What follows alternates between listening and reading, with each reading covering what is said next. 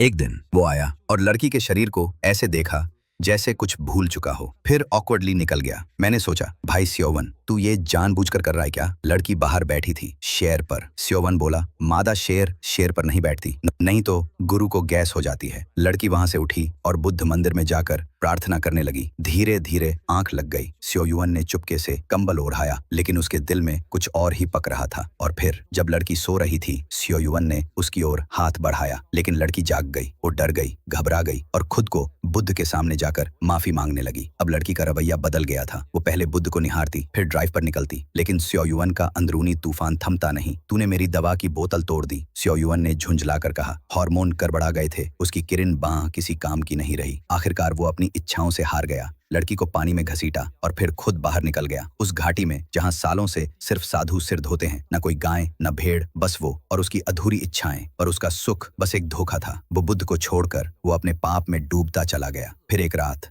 सब उजागर हो गया। गुरु ने देख लिया, पाप का जलयान डूब गया।